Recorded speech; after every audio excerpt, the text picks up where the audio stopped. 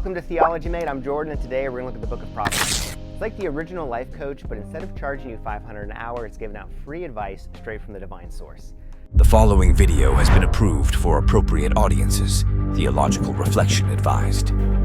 So Proverbs, that's where wisdom gets its PhD. So picture this, it is ancient Israel around 950 BC, and King Solomon, known for his wisdom and harem, but that's another story for another day, he decides to drop some knowledge on us mere mortals.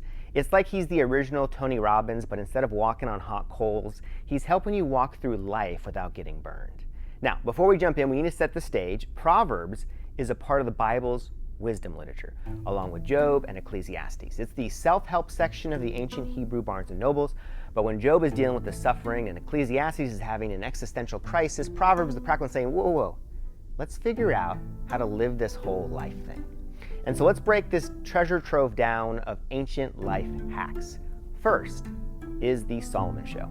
That's Proverbs 1 through 9. The book kicks off with Solomon basically saying, listen up kids, wisdom, it's where it's all at. It's like he was the cool teacher trying to convince you that geometry will actually be useful in life. And I am like the cool teacher. But in this case, he actually is right. And so in these first 9 chapters, Solomon personifies wisdom as a lady calling out in the streets.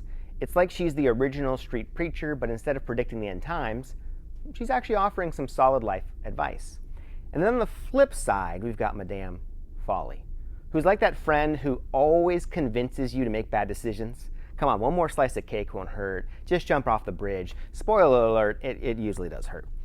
2, the Proverbs parade. And this is Proverbs 10 all the way to 29. And this is really where we get into kind of the meat and potatoes of the book.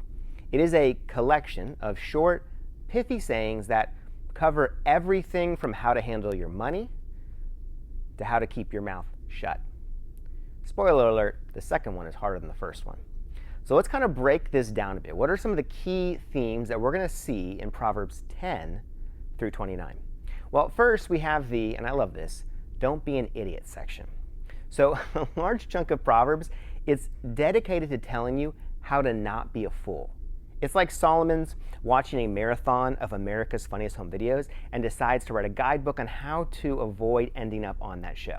Like, don't co-sign a loan for a stranger. It's almost like he foresaw the invention of Nigerian prince emails. And it's from a Nigerian prince!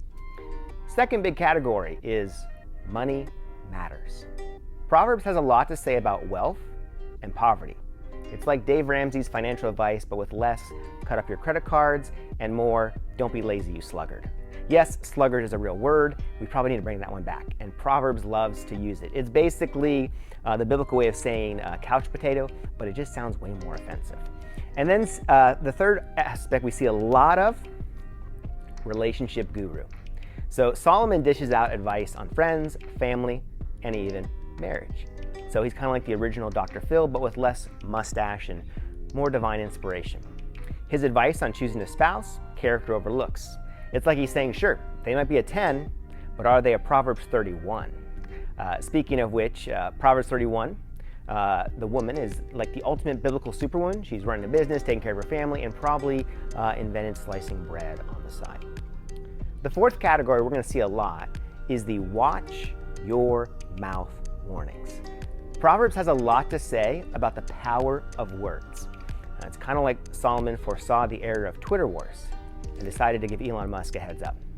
A soft answer turns away wrath. It's like he's telling us, maybe don't respond to that troll with all caps and an angry emoji.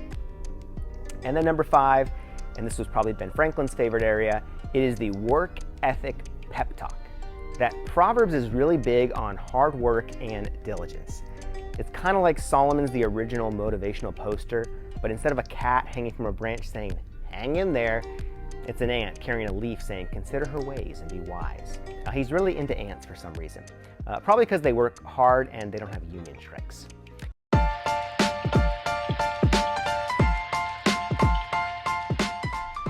The words of the wise. This section is like the guest lecture portion of Solomon's Wisdom Seminar. It's a collection of sayings from other wise folks. It's like Solomon said, hey, I'm not the only smart guy around here. And these proverbs, they tend to be a bit more in length. They're more poetic. It's like they're the fancy hors d'oeuvres of the wisdom buffet. And then we go back in those next few chapters to more of Solomon's wisdom. That just when you thought Solomon was done, he comes back with an encore. These proverbs were apparently collected by King Hezekiah's men. It's like they found Solomon's lost journal under a bed and thought, this is too good not to share. And so this section includes gems like, it's better to live in the corner of the housetop than in a house shared with a quarrelsome wife. It's like ancient relationship advice meets real estate tips all in one. And then we go back to the guest speakers, and this is Proverbs 30 and 31. The book wraps up with words from Agar and King Lemuel. It's like Solomon hosted a TED Talk, and he invited a few guests to share their 2 cents.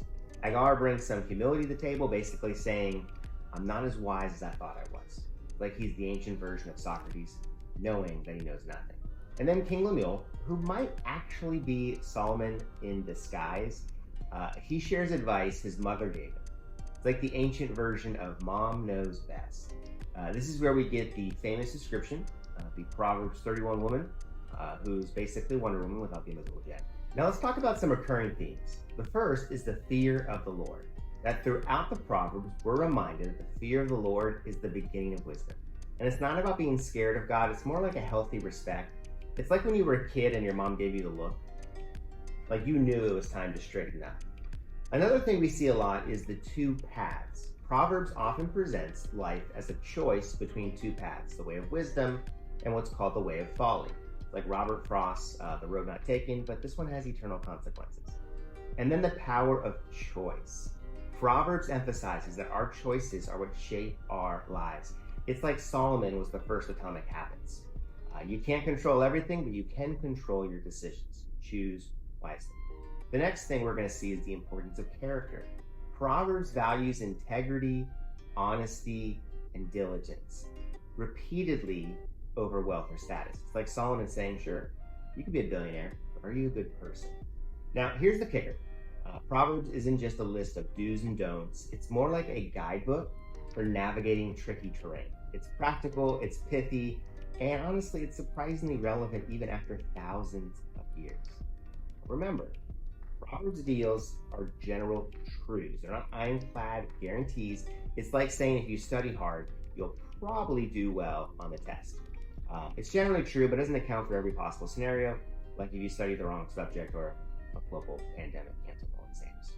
So how do we apply Proverbs today? Well, here's some tips. First, read it regularly. It's like a daily vitamin for your soul. 2, reflect on it. Like don't just read it. Think about how it applies to your life. 3, act on it.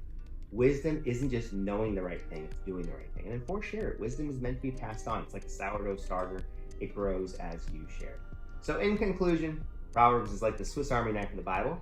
Whether you're dealing with friends, finances, or cue millennial slang, just trying to adult successfully, Proverbs has got your back. It's ancient wisdom for modern living. It's a kind of a spiritual life hack, if you will. And so remember, as Proverbs itself says, get wisdom, get understanding. So it's kind of like the original Just Do It, but with less swoosh and more substance. So go forth, be wise, and just remember, quoting Proverbs doesn't automatically make you smart. You've got to actually live it out. So put down that honey you're about to eat too much of. Yes, Proverbs does warn us about that, and start applying this wisdom to your life. So until next time, keep it wise, keep it real. Remember, a proverb a day keeps the foolishness away.